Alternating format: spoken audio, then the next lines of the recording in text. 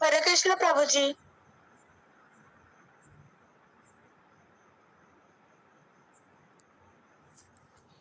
Hare Krishna Prabhu ji. Hare Krishna Prabhu ji. Hare Krishna, good evening everyone. Hare Krishna Prabhu ji. Hare Krishna Prabhu ji. Hare Krishna Prabhu ji.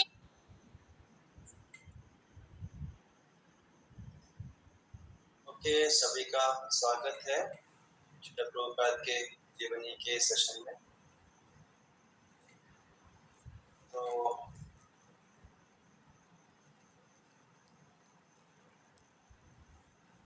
Without any further delay will quickly begin the session.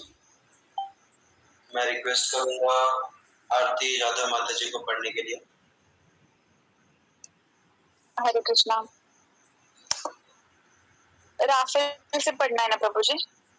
Yes.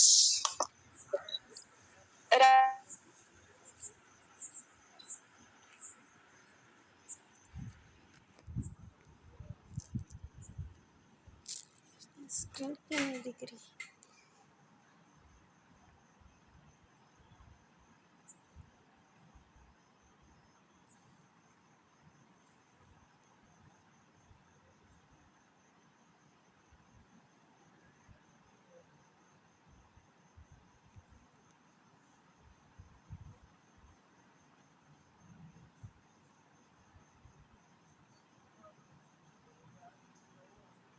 के लिए नहीं बना हूँ। मेरे पिता मुक्केबाज थे।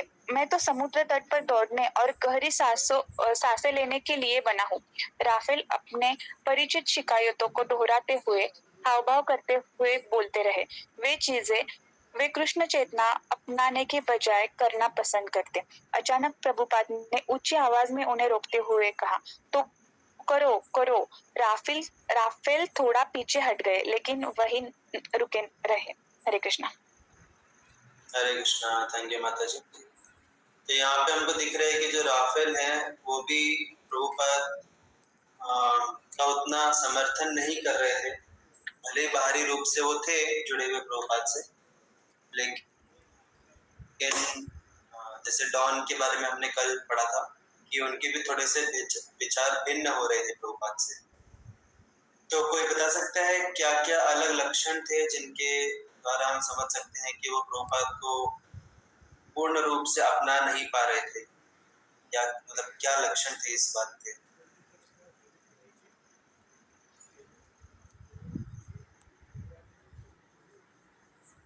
कैसे हमको समझ सकते हैं कि वो प्रभुपाद को दिल से अपना नहीं रहे थे?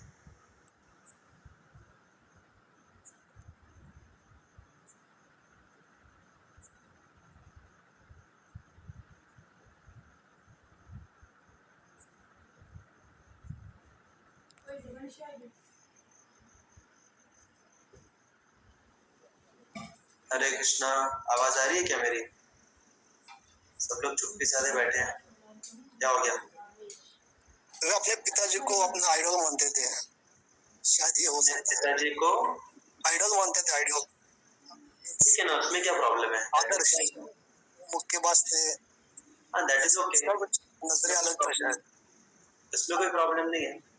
पिताजी को आइडल मानने में क्या प्रॉब्लम? आई थिंक सभी ध्यान से नहीं सुन रहे हैं। प्रभु जी, उन्होंने ताला बदलने के लिए कहा, लेकिन उन्होंने नहीं बदला। हाँ, चलो एटलीस्ट जिन्होंने पढ़ा उन्होंने ध्यान से सुना भी जो पढ़ा।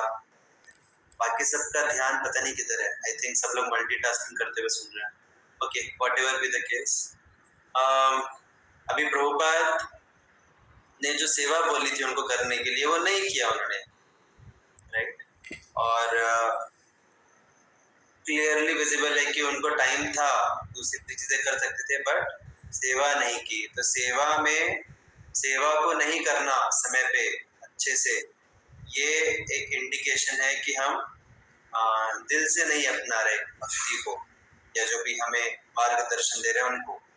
भले ही हो सकता है हम बाहरी रूप से कितना भी पोलाइटली बहुत प्यार से हम उनसे बात करें, बहुत आदर सम्मान हम दिखाएं, लेकिन वास्तविक आदर सम्मान दिखता है हमारे सेवा करने के सीरियसनेस से, कितना सीरियसली हम सेवा करते हैं। हो सकता है कोई व्यक्ति ऐसा हो जो कि उतना एक्सट्रोवर्ट ना हो सकता है कुछ व्यक्ति उतना एक्सप्रेस ना कर पाए अपनी चीजों को। कुछ लोग एक्सप्रेसिव रहते हैं बहुत ज्यादा, कुछ लोग एक्सप्रेसिव नहीं रहते।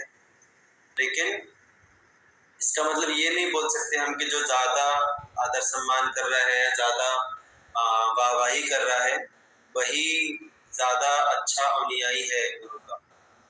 अल्टीमेटली हमारा भाव प्रकट होता है हमारी सेवा से, कितना अच्छे से हम सेवा कर रहे हैं सिंसियरली। तो ये एक हुआ। और बताइए और कैसे हमको समझ सकते हैं कि प्रभुपाद को उतना अच्छे से फॉलो नहीं कर रहे थे राहुल? इसके पिछले वाले पैराग्राफ में है जो यहाँ पे स्क्रीन पे नहीं दिख रहा है। दैट्स मोर रिलेटेड टू भक्ति, कि वो भक्ति को एक्सेप्ट नहीं कर रहे थे प्रॉपरली दिल से। भक्ति का कौन सा अंग था जिसको वो अपना नहीं रहे थे जीवन में? हिंट दे दिया मैंने अभी। चैंटिंग, जप, नाम जप। हाँ, थैंक यू प्रशांत प्रभु जी। तो नाम जप को वो नहीं अपना रहे थे। तो हम कितना भी खुद को हम बड़ा भक्त माने, कितना भी हम भक्ति करें, और उनको कीर्तन में थी रुचि, राइट, कीर्तन करते थे वो, लेकिन जप नहीं करते थे। तो एक्चुअल में हमारी सीरियसनेस पता चलती है कितना सीरियसली हम जप को लेते हैं, चैंटिंग को कितना सीरियसली हम लेते हैं। कि बाकी सारी जो एक्टिविटीज हैं वो हम वैसे भी कर सकते हैं, क्योंकि उसमें कुछ मटेरियल कंपोनेंट भी है। जैसे कीर्तन में थोड़ा सा मटेरियल कंपोनेंट क्या है, म्यूजिक का। जैसे हम बुक्स पढ़ते हैं तो कोई हो सकता है जिसको बुक्स पढ़ना पसंद है, वैसे भी नॉवेल्स या फिर दूसरे बाहर की बुक्स पढ़ना भी पसंद है, वो भी बुक रीडिंग कर लेगा। लेकिन चैंटिंग वही व्यक्ति सीरियसली लेगा जो भक्ति में सीरियस है। तो अगर हमें अपना नापना है कितना ज्यादा हम भक्ति के प्रति निष्ठा है हमारी, तो वो हमारे चैंटिंग के प्रति सीरियसनेस से पता चलती है। और कितना ज्यादा हमें गुरु निष्ठा है वो हमारी पता चलती है सेवा से, कितना सिंसियरली हम सेवा करते हैं। तो ये बहुत इंपॉर्टेंट एस्पेक्ट है। तो मेरी उम्मीद है कि सब लोग ध्यान से सुनेंगे जब भी ये पढ़ा जा रहा है, तो कि बहुत इंपॉर्टेंट लेसन हमें मिलते हैं इन सब वृत्तांतों से। तो नेक्स्ट मैं रिक्वेस्ट करूंगा विवेक प्रभु जी को पढ़ने के लिए।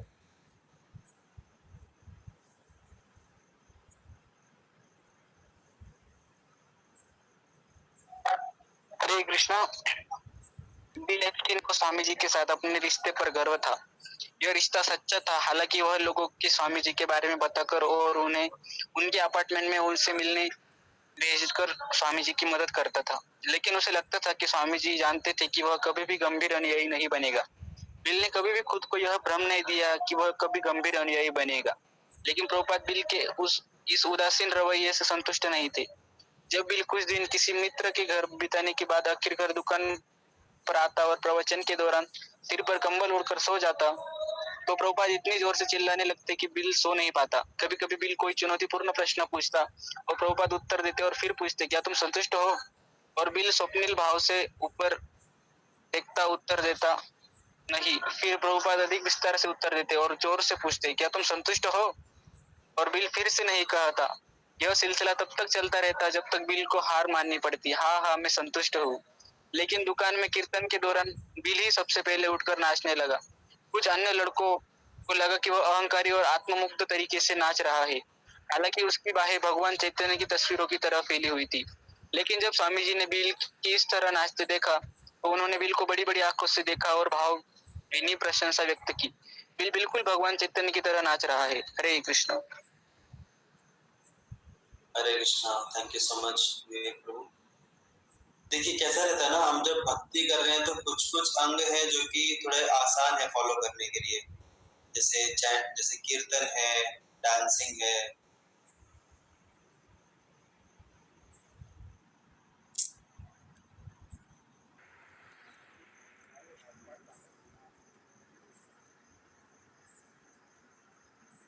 तो एक तो लक्षण बताया निशा माता जी ने कि वो प्रवचन के दौरान उन्हें खुद भी बिल को खुद भी मतलब को गंभीर अनुयायी बनने की इच्छा नहीं थी। हाँ, तो वही चीज कैसे दिखती है हमको यहाँ पे? वही कि वो लेक्चर के दौरान सोते थे और प्रभुपाद जी से आर्ग्यू करते थे। हाँ, तो यहाँ पे जो प्रशांत प्रभु जी ने बोला था और आपने बोला आर्ग्यू करते थे, प्रशांत प्रभु जी बोले वाद विवाद करते थे। प्रभु जी ने एकदम परफेक्ट आंसर दिया था, बट मैं चाहता था थोड़ा सा और उसमें क्लैरिटी है कि चुनौतीपूर्ण प्रश्न पूछते थे। यहाँ पे लिखा है ना, कभी कभी बिल्कुल चुनौतीपूर्ण प्रश्न। तो वाद विवाद आर्ग्यू करना, चुनौतीपूर्ण चैलेंजिंग प्रश्न पूछना। प्रश्न पूछने में प्रॉब्लम नहीं है, लेकिन प्रश्न पूछने के पीछे हमारा भाव क्या है? क्या हम क्लैरिटी चाहते हैं, या हम प्रैक्टिकल एप्लीकेशन चाहते हैं इसलिए हम प्रश्न पूछ रहे हैं, या फिर हमें डेप्थ में जानकारी चाहिए इसलिए प्रश्न पूछ रहे हैं, या फिर सिर्फ जो प्रवक्ता है उनको हम परेशान करने के लिए प्रश्न पूछ रहे हैं? और ये पता कैसे चलेगा? जो प्रवक्ता है वो बताएंगे, समझाएंगे, ठीक है, फिर भी नहीं समझा, संतुष्टि नहीं है, फिर भी और बताएंगे अच्छे से। लेकिन अगर कोई व्यक्ति परेशान करना चाहता है तो वो कभी संतुष्ट होगा ही नहीं। उसको कितना भी समझाओ वो असंतुष्टि रहेगा, क्योंकि वो संतुष्ट होना ही नहीं चाहता ना, वो तो परेशान करना चाहते हैं। लेकिन प्रभुपाद भी हार मानने वालों में से नहीं थे। प्रभुपाद जब तक वो बोलेगा नहीं मैं संतुष्ट हूँ, तब तक प्रभुपाद उसको विस्तार से जवाब देते रहेंगे। That is the greatness of Prabhupada. और यहाँ पे अभी वो जो ये जो बिल एस्टिन है, ये उतना सीरियस नहीं है भक्ति को लेके, फिर भी प्रभुपाद उसकी प्रशंसा करते थे कि बिल्कुल भगवान चैतन्य की तरह नाच रहे हैं। तो ये भक्तों का एक गुण रहता है कि भक्त हमेशा सामने वाले के अंदर का जो थोड़ा सा भी पॉजिटिव स्पार्क है वो देखते हैं, उसके अंदर कुछ तो वो सकारात्मक कर रहा है भगवान के लिए, उसको देख के वो उसकी प्रशंसा करते हैं, जिससे उसको और एनकरेजमेंट मिले, सामने वाले को और प्रोत्साहन मिले। तो ये हमेशा एक प्रयत्न रहता है भक्तों का, आचार्यों का, किसी न किसी तरीके से सामने वाले को कुछ ना कुछ प्रोत्साहन दे हम भक्ति में। तो ये सब हम डिस्कस कर रहे थे। देखिए अभी शुरू में हमने पढ़ा ये सब अनुयायी बने प्रभुपाद के, लेकिन अभी यहाँ पे हमको अलग अलग इनके शेड्स पता चल रहे हैं कि अनुयायी बने मतलब ये नहीं कि एकदम सब शुद्ध भक्त के स्तर पे एकदम से पहुंच गए। उन सबके भी अपने अपने चैलेंजेस थे, डिफिकल्टीज थी, जिनके साथ प्रभुपाद ने कैसे डील किया। पहली बात तो हमें इनके एग्जाम्पल से पता चलता है कि भक्ति में क्या क्या चैलेंजेस आते हैं, और हम कैसे समझे कि हमारा स्तर क्या है भक्ति में, कितने गंभीर है भक्ति में, ये हम समझे। और प्रभुपाद ने कैसे डील किया इनके साथ, इसके माध्यम से भी हमको काफी सारी चीजें सीखने को मिलती है। तो जैसे हमने पहले जो राफेल थे उनके एग्जाम्पल में देखा कि वो सेवा गंभीरता से नहीं करते थे और जब गंभीरता से नहीं करते थे। वैसे ही यहाँ पे बिल एप्स्टीन के केस में हमने देखा कि वो प्रवचन ठीक से नहीं सुनते थे, राइट, और प्रश्न ठीक से नहीं करते थे। तो ये सब बहुत महत्वपूर्ण अंग है भक्ति के, जप करना, सेवा, फिर प्रवचन, श्रवणम, प्रश्नोत्तर, ये सब बहुत जरूरी है और इससे व्यक्ति की गंभीरता पता चलती है। ओके, सो नेक्स्ट मैं रिक्वेस्ट करूंगा ऋतुजा पाटिल माता जी को पढ़ने के लिए।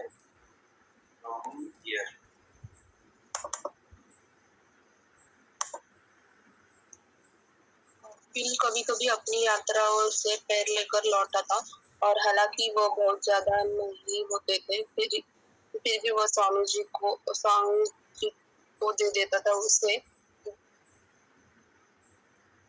दुकान के सामने सोना और दिन भर सड़क पर घूमना अच्छा लगता था। फिर दोपहर के भोजन, कीर्तन या सोने की जगह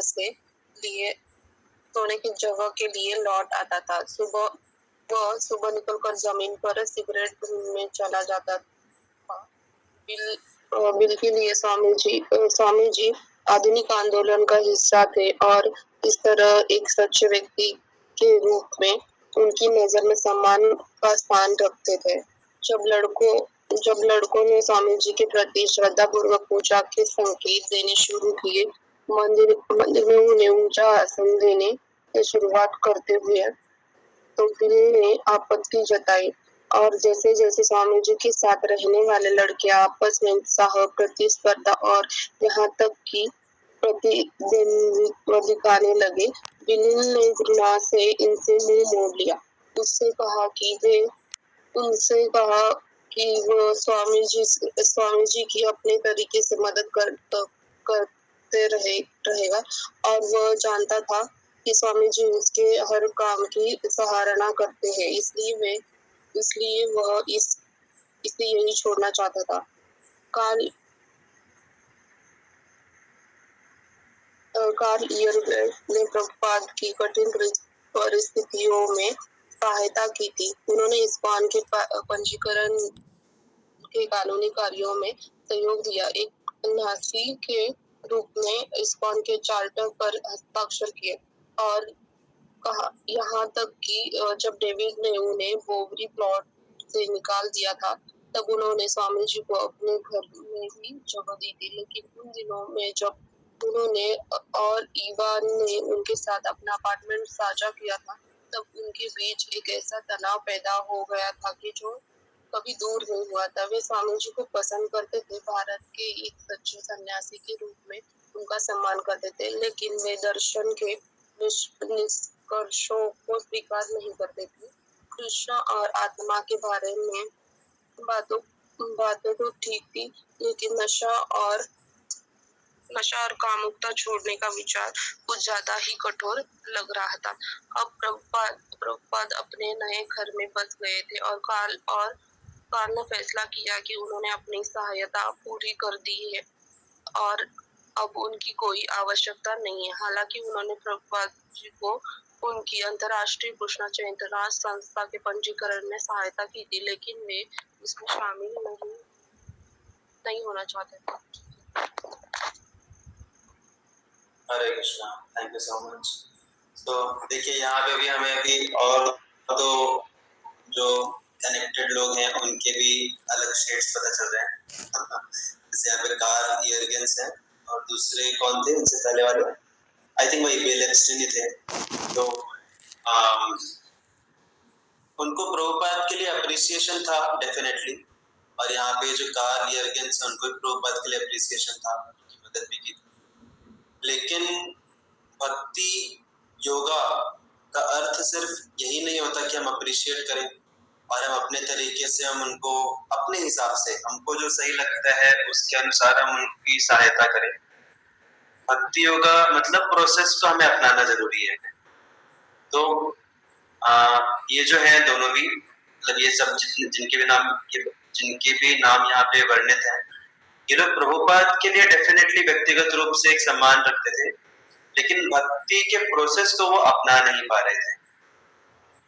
जैसे बिल एप्स्टीन का यहाँ पे हमने जो देखा, वो कौन से एस्पेक्ट्स को नहीं अपना पा रहे थे भक्ति के। अभी जो हमने पैराग्राफ पढ़ा, नशापान, हाँ, नशापान को छोड़ना, और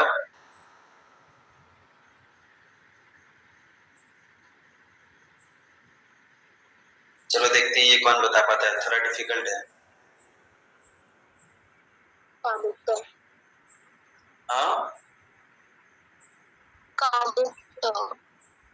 इनके बारे में है, वो तो इनके बारे में, कार्ल इयरगेंस के बारे में है। वो नशा और कामुकता को छोड़ने का विचार उनको ज्यादा ही कठोर लग रहा है। दर्शन के निष्कर्षों को, दर्शन के निष्कर्षों को, ये कार्ल इयरगेंस का है या फिर नहीं, ये भी कार्ल इयरगेंस का है कि वो दर्शन के निष्कर्षों को स्वीकार नहीं कर रहे थे। I am asking about bill Epstein.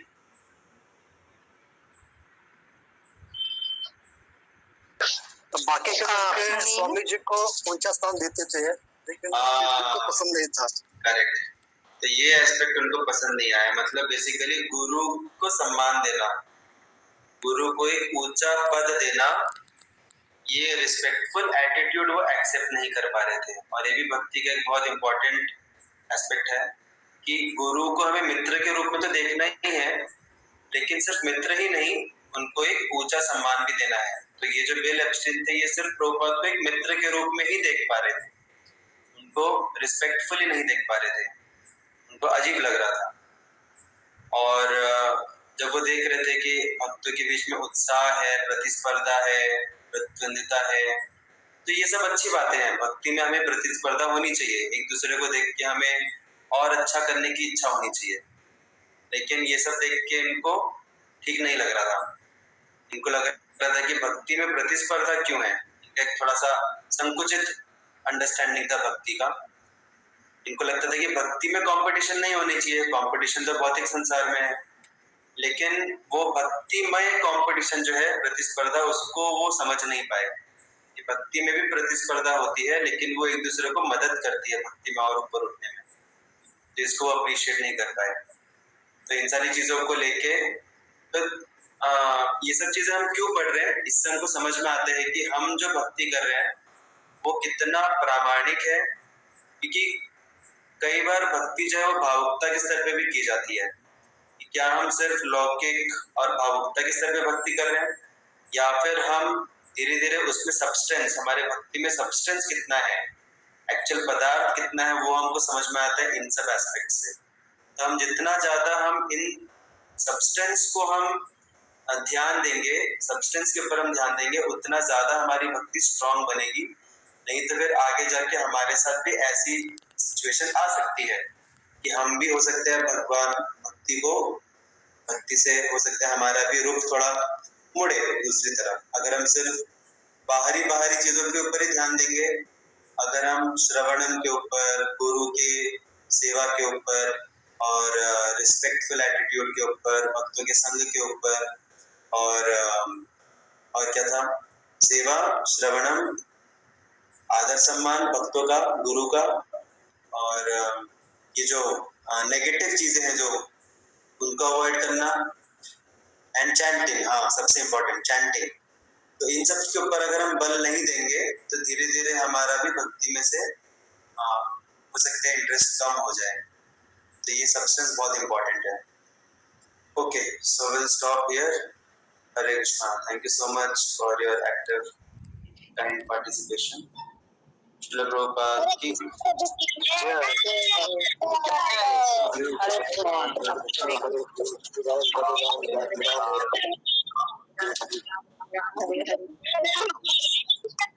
Hare Krishna Prabhu ji. Hare Krishna Prabhu ji.